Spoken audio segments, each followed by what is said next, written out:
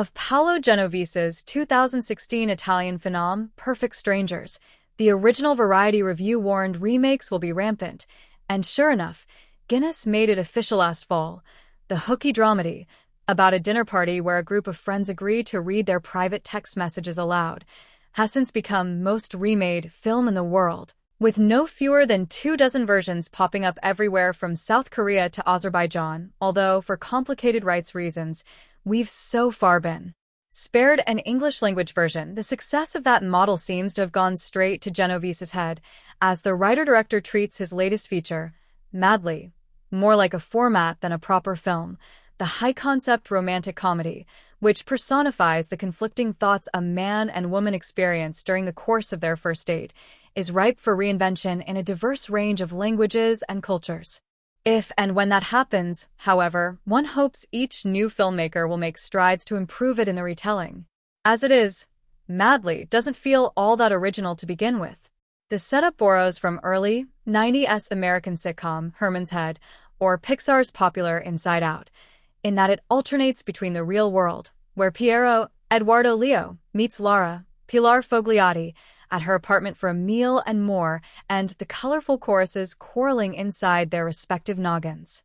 Unfortunately, these diverse emotions/impulses are not clearly identified or defined in the script, which Genovese co-wrote with 4 others, 3 of them women. Madly slightly favors Piero's point of view, but does a decent job of giving Lara's interior monologue equal time, to the extent that a relatively simple first date. He arrives at her apartment. They tentatively size one another up over drinks. Flirtation ensues, followed by conflict, before all their attractions and insecurities come to a climax, so to speak, in the bedroom. Drags out as both parties overthink every little thing. Piero's peanut gallery consists of hot-blooded Eros, Claudio, Santa Maria, romantic-minded Romeo, Maurizio Lastrico, the rational yet reticent professor, Marco Giolini, and a wild card called Valium, Rocco Papaleo, who's the risk-taker of the bunch. Meanwhile, Lara's feelings are represented by Trilli, Emanuela Finelli, Giulietta, Vittoria Puccini, Alpha, Claudia Pandolfi, and Scheggia, Maria Sierra Janetta, who apparently correspond to the same mix of lust, love, logic, and rebellion, though her feminine wiles are gathered in a stylish modern loft, whereas Piero's macho quattro occupy what looks like a Spartan industrial storage room.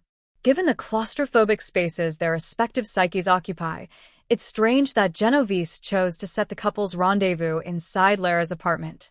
Visually, it would have been preferable to have them walking and talking around Rome, the way Jessie and Celine do in the Before trilogy, instead of moving from kitchen to couch to bedroom.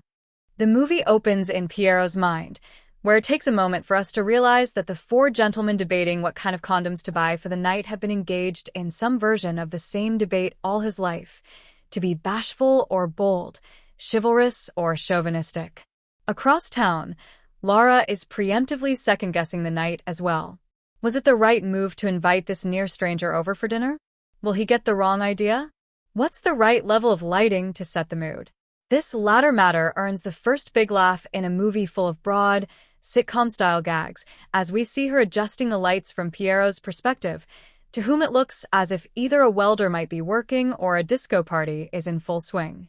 He rings the bell anyway, and once inside, they make slightly awkward conversation. "Shall we lie down at the table?" Lara asks, allowing a Freudian slip to spice things up, while their interior dialogues work overtime. "Let's get the lasagna knife, castrate him, and get it over with," Trilli suggests. The trouble with Genovese's approach is that each tiny choice sparks a kind of mental skirmish, some of them justified, as when Lara's ex interrupts their dinner, such that the two come across as even more neurotic than your typical Woody Allen character.